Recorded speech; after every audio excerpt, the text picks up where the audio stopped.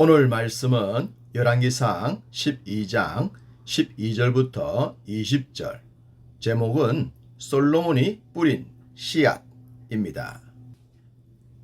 지혜의 대왕 솔로몬은 가진 것들이 너무 많았기 때문에 세상에 귀한 것이 어떤 것인지 점점 무뎌졌을 것입니다. 우리도 경험을 해보지만 아무리 귀한 것들도 차고 넘치면 귀한 줄을 모릅니다. 가령 건강이 차고 넘칠 때는 건강의 중요성을 잘 깨닫지 못하죠. 그러다가 잃은 후에야 깨닫게 됩니다. 튼튼한 이를 자랑하면서 단단한 얼음도 와드득 깨물어 먹지만 임플란트를 해야 할 때가 오면 후회를 하게 되듯이 말입니다. 솔로몬에게 재물이나 명예나 지혜가 그러지 않았을까 싶습니다. 너무 많았고 언제든지 가질 수 있었기 때문입니다. 귀한 줄을 모르면 잃거나 남들에게 빼앗길 가능성이 높습니다. 주변엔 그 귀한 것을 빼앗기 위해 호시탐탐 노리는 자들이 수두룩 하기 때문입니다.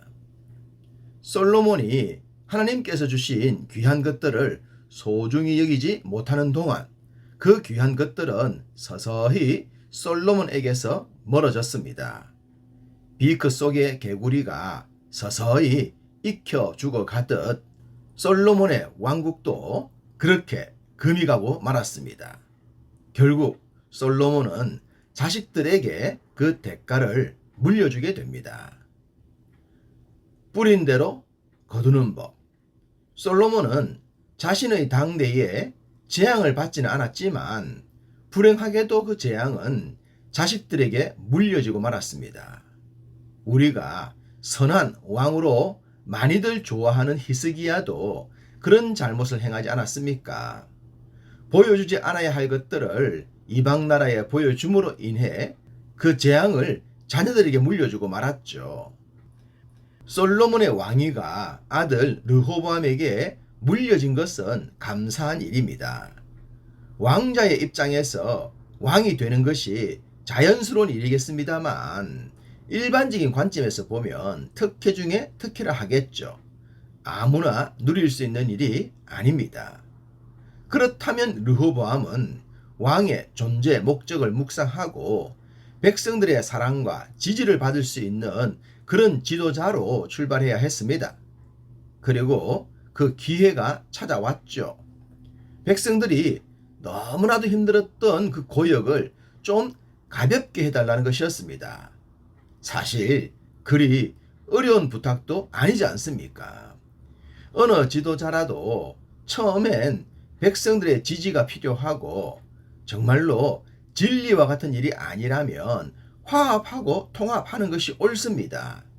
그래야 힘을 받을 수 있고 자신이 하고 싶은 통치를 할 수 있기 때문입니다. 그 기회가 르호보암에게 찾아온 것이죠. 그런데 르호보암은 그 절체절명의 기회를 발로 차버리고 맙니다.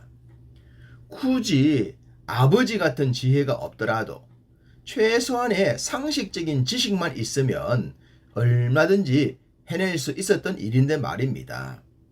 참으로 안타까운 모습입니다. 그가 백성들의 요구를 무시한 것을 성경은 이렇게 기록하고 있습니다. 15절 왕이 이같이 백성의 말을 듣지 아니하였으니 이 일은 여호와께로 말미암아 난 것이라. 여호와께서 전에 실로 사람 아히야로 느바세 아들 여로밤에게 하신 말씀을 이루게 하심이더라. 우리는 이런 말씀을 볼 때 성경 해석에 유의해야 합니다. 만약 이 말씀을 문자 그대로 보게 된다면 르호보암의 잘못은 전적으로 하나님의 말씀 때문으로 보이기 때문입니다. 가령 예수님께서 누군가에게 팔려서 십자가에 대속의 죽음을 당하셔야 했는데 그 일을 가룟 유다가 행했죠. 주님의 죽음이 예언되어 있었고 그 일을 유다가 행했으니 유다에게 잘못이 없다고 해야 할까요? 그럴 수는 없습니다. 동일하게 솔로몬이 뿌린 씨앗이 자식들에게 물려졌다고 하더라도 자식들은 자신들의 삶을 자기 자신이 결정해야 하는 것입니다. 그것을 누구의 탓으로 돌릴 수는 없다는 겁니다. 가령 북왕국의 아합 왕이 나봇의 포도원을 빼앗았다가 큰 재앙의 말씀을 듣게 되죠. 그럴 때 아합이 어떻게 했습니까? 아합이 이 모든 말씀을 들을 때에 그의 옷을 찢고 굵은 배로 몸을 동이고 금식하고 굵은 배에 누우며 또 풀이 죽어 다니더라. 하나님은 이런 모습을 보시곤 그를 용서하십니다. 다만 재앙을 자식들에게 주겠다고 하셨죠. 역시 동일한 말씀입니다. 자신들에게 내려진 재앙도 겸손과 회개를 통해 다음 세대로 바꿀 수가 있다면 조상들이 받은 재앙을 왜 자신은 바꿀 수가 없겠습니까? 자신이 저지른 죄도 아닌데 말입니다. 그러니 겸손하게 주의 뜻을 구하면 얼마든지 그 재앙은 물리칠 수가 있는 것입니다. 그렇기 때문에 르호보암이나 히스기야, 아합의 자손들이 죄를 범한 것은 하나님의 예언이니 조상들의 잘못 때문이니 하는 그런 말을 할 수가 없다는 겁니다. 모두가 자기 자신이 선택한 일이기 때문입니다. 그래서 핑계를 할 수가 없는 것이죠. 믿음 생활은 언제나 현재형이며 자기 자신이 선택해야 하는 진행형임을 잊지 않아야 합니다. 르호보암은 백성들의 마음이 자기에게서 떠나가는 것을 보았습니다. 그렇다면 선택이 잘못되었음을 알고 돌아서야 했지만 그 기회조차 놓치고 맙니다. 결국 그 결과가 어떻게 됩니까? 온 이스라엘이 여로보암이 돌아왔다 함을 듣고 사람을 보내 그를 공회로 청하여 온 이스라엘의 왕으로 삼았으니 유다 지파 외에는 다윗의 집을 따르는 자가 없으니라. 백성들의 마음이 여로보암에게 쏠리고 맙니다. 르호보암의 복이 여로보암에게 굴러 들어가고 말았습니다. 조상들의 불신은 결코 유전되지 않습니다.